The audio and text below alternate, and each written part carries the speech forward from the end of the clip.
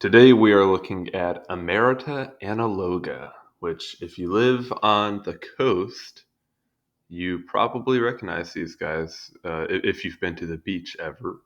Um, Calls them Pacific sand crabs. I live by the Atlantic, and they are definitely common here as well. So, anyway, Emerita analoga, the Pacific sand crab, Pacific mole crab, or cold water mole crab, is a species of small sand burrowing decapod crustacean found living in the sand along the temperate western coasts of North and South America. It is found on exposed sandy beaches in the swash region of the intertidal zone. Decapods are an order of crustacean within the class Mal- Malacostraca. Malacostraca. Okay, that wasn't actually that hard. And it includes crabs, lobsters, crayfish, shrimp, and prawns. Most decapods are scavengers, and the order is estimated to contain nearly 15,000 extant species in around 2,700 genera, with a bunch of fossil species.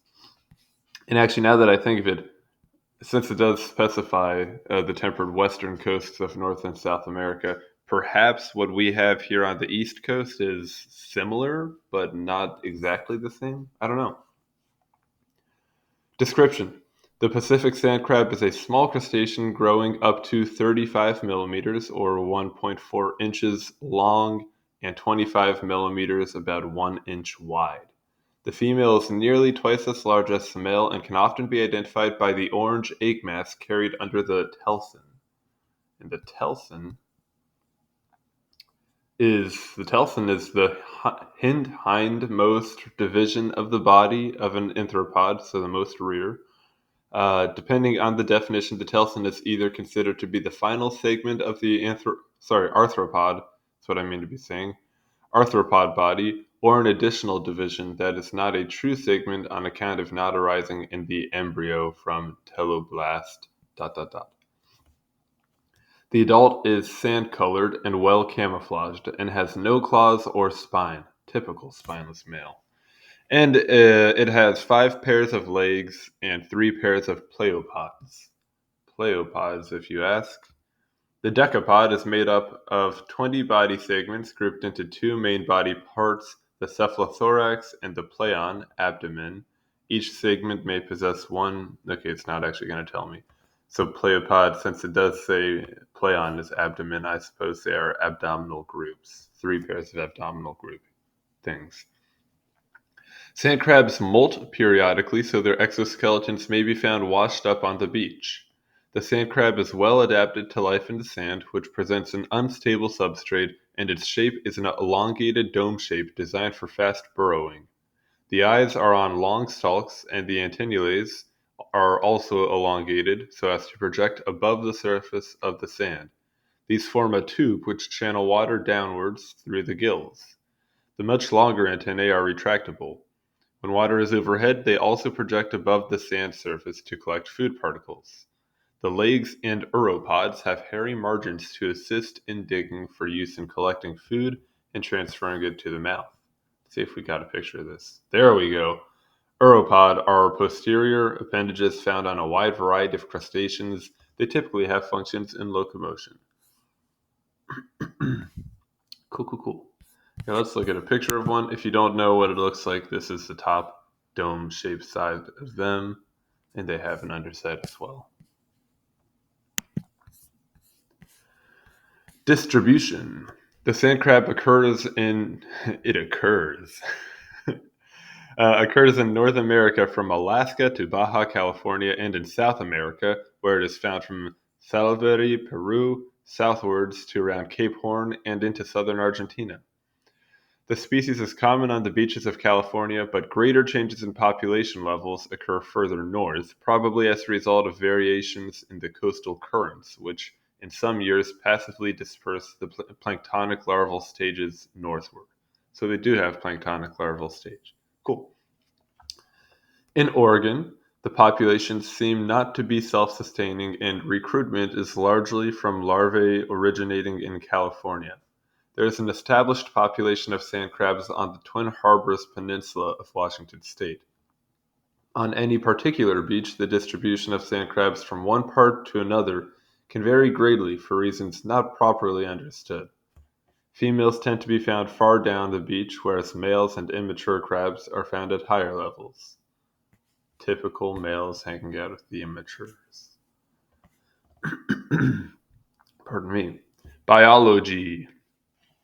The sand crab always moves backwards when burrowing or crawling. I did not know that. It can also swim backwards. It can also swim backwards and tread water using its back legs. It is a suspension feeder, which here we'll go over that for those that aren't familiar.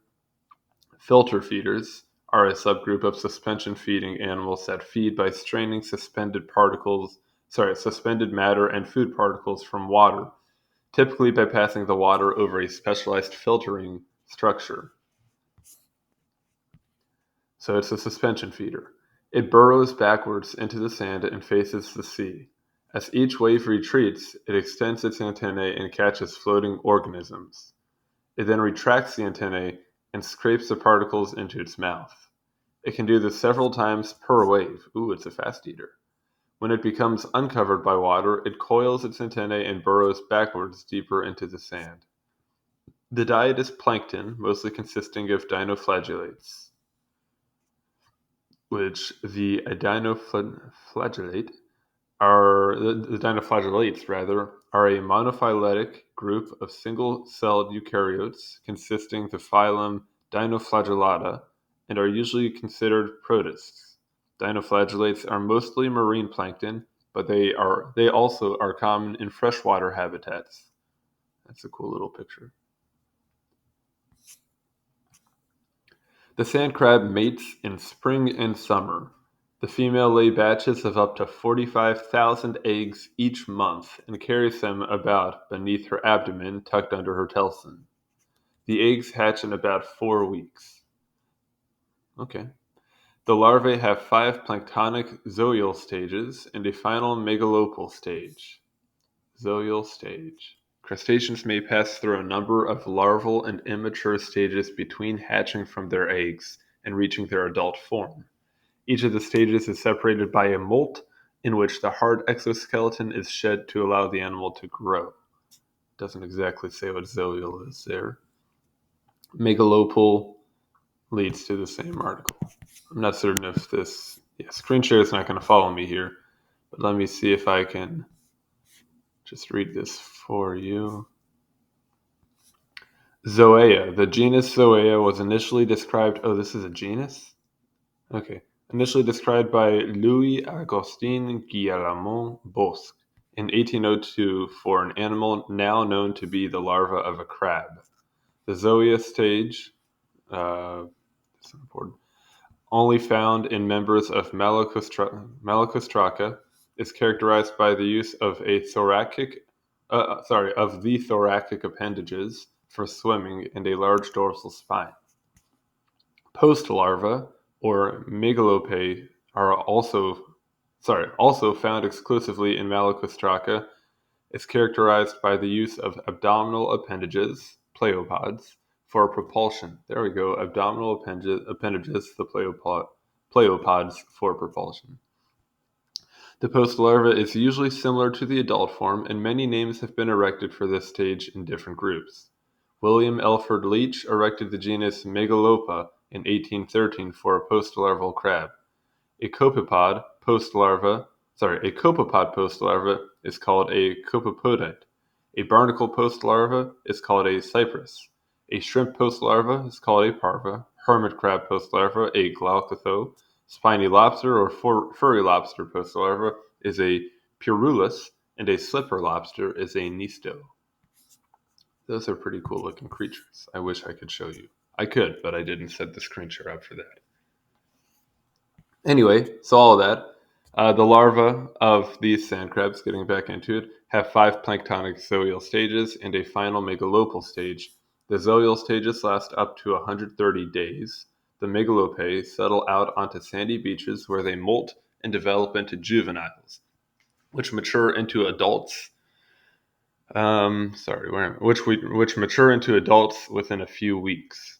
The long planktonic stage means that the larvae can become widely dispersed and colonize new areas. The adults reproduce in both their first and second summers, and most die in the autumn of their second year. So they spend a long time as children, all things considered. That or they just die as a young adult, whichever you want. Oh, and here's the underside of a female sand crab. The orange is eggs.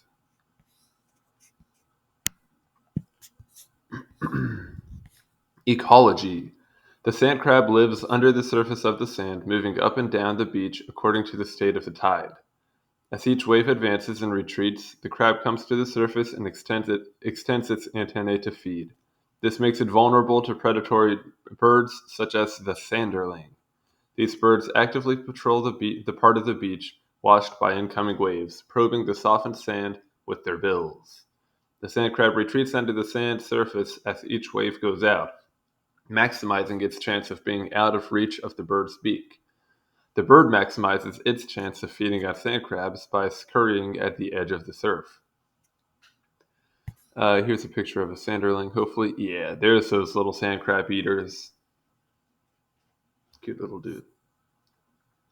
Other birds that eat sand crabs include willets, godwits, surf scoter?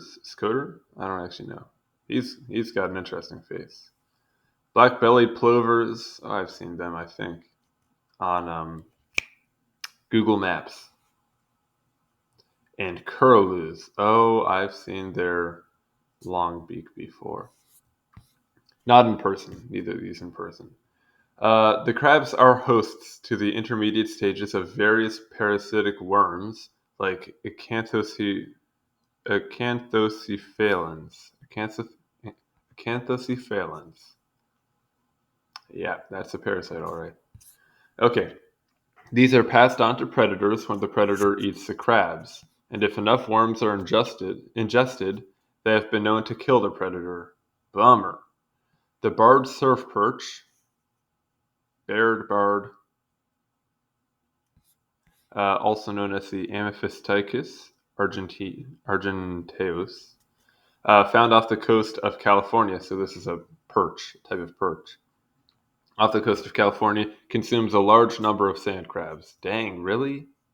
How'd that dude eat it? He just downed the whole thing? One bite? Surf fishermen, which I guess is a human, use the crabs for bait and commercial bait fisheries extract them from the beach. The sand crabs with soft shells that have just molted are kept for bait, while the hard-shelled crabs are thrown back into the sea. It must take a while to go through it all.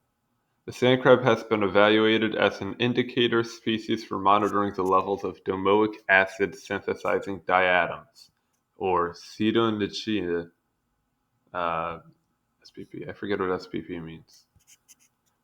Which sometimes cause toxic blooms off the coast of California. Domoic acid is a cyanuric acid type neurotoxin that causes amnesiac shellfish poisoning, ASP, amnesiac shellfish poison. It is produced by algae and accumulates in shellfish, sardines, and anchovies. Cool. Let's look at this picture of a sand crab burrowing. Yeah, burrow away, little dude. And that concludes that article, I do suppose. Yeah, cool. Goodbye.